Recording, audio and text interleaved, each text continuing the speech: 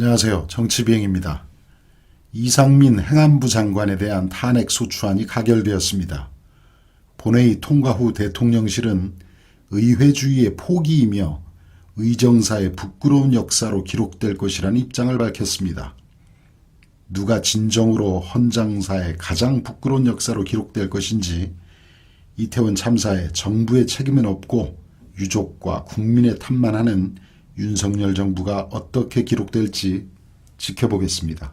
시청 앞에서 추모제가 열렸다는 사실도 알고 계시죠? 네, 현장에서 유족들이 국가에 무엇을 요구했는지 알고 계십니까? 네, 알고 있습니다. 무엇입니까? 사과, 그리고 추모 시설이나 공간 이런 것들 포함해서 여러 가지 말씀을 하신 것으로 알고 있습니다. 대통령의 공식적인 사과, 진상규명을 위한 독립적인 조사기구 설치, 그리고 장관님의 파면입니다.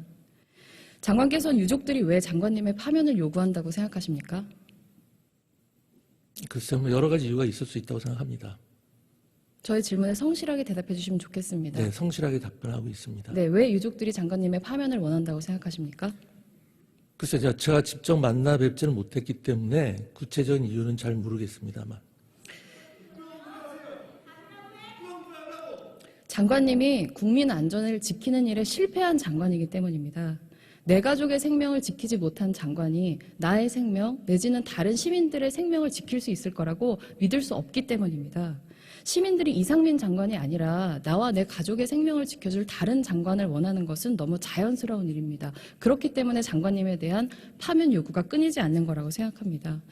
그러나 이런 국민적인 요구를 장관님도 그리고 윤석열 대통령도 듣지 않았기 때문에 오늘 국회에서 탄핵소추안이 발의됐습니다. 그러나 저는 장관님께 다시 한번 기회를 드리고 싶습니다.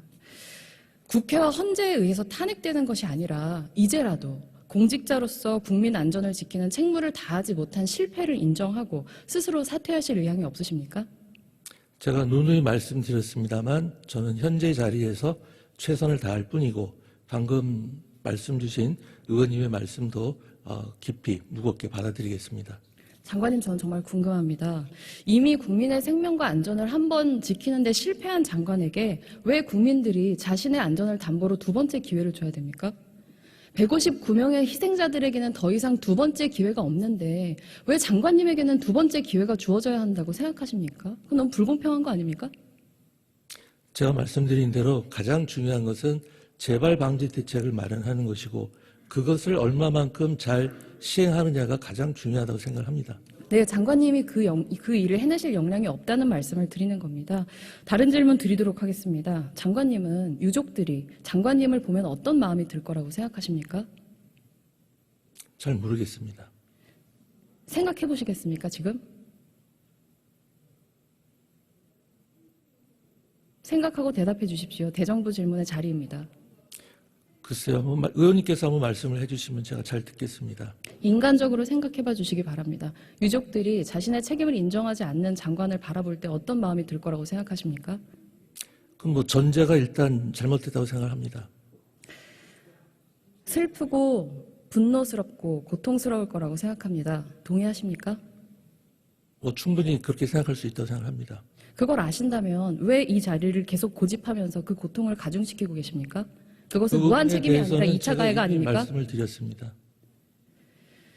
국민들은 더 이상 장관님이 국민의 안전을 지킬 능력도 의지도 없다고 생각합니다. 저는 장관님께 국민의 안전을 지킬 능력은 없다고 하더라도 자신의 책임을 인정하는 능력은 아직 남아있다고 믿고 싶습니다. 제가 지금 말하는 것은 법적인 책임이 아닙니다. 제가 말하는 건 국민 안전에 대한 국가의 무한 책임이라고 하는 정치적 책임이고 159명의 억울한 죽음 앞에서 한 인간이자 어른으로서 느껴야 되는 도의적 책임을 말씀드리는 겁니다. 이런 정치적이고 도의적인 책임을 통감하시면서 이제 그만 사퇴하실 의향이 정말로 없으십니까? 제가 몇 번 말씀을 드렸습니다만 책임에는 여러 가지가 있을 수가 있고요. 제가 생각하는 책임에서 가장 중요한 것은 방금 말씀드린 바와 같이 다시는 이번과 같은 불행한 사태가 발생하지 않도록 재발 방지 대책을 마련하고 그것을 실효성 있게 수행하는 것이라고 생각합니다. 네, 본인에게 그런 자격이 없다는 말씀을 충분히 드렸습니다. 자신의 과오를 스스로 책임질 수 있는 마지막 기회를 국회에서 드렸음에도 불구하고 그걸 포기하신 장관님의 모습이 참으로 유감스럽습니다. 스스로의 과오를 책임지지 못하는 공직자에 대한 심판은 국민의 이름으로 국회가 대신해야 한다고 생각합니다. 자리에 들어가셔도 좋습니다. 영빈관 신축 예산도 신문을 보고 알았고 대통령 헬기가 손상되는 사고도 신문을 봐야 파악되는 한덕수 총리. 심지어 신문에 보도된 적이 없는 사안에 대해서도 신문을 보고 알았다는 대한민국의 국무총리. 실권 없는 식물총리라는 사실을 모르는 바는 아니지만 그래도 수십 년간 국가의 녹을 먹고 공직에 임했던 사람으로서 최소한의 자존심과 사명감 정도는 있어야 하는 것 아닐까요? 이태원 참사 직후 외신기자 간담회에서는 정말 귀를 의심케 하는 농담으로 전 세계가 보는 앞에서 참사로 희생된 영혼들을 욕보이고 국민들을 부끄럽게 만들기도 했습니다. 그 며칠 후에는 참사의 충격에서 벗어나지 못하고 생을 마감한 희생자를 향해 좀 더 굳건했으면 좋았을 거라는 발언으로 아연실색해 하고 말았습니다. 무능하고 무지한 것도 참기 어렵지만 본인이 한 발언도 기억 못하고 딴소리를 하는 건 정말 바보이거나 치매가 의심된다고 보지 않을 수가 없습니다.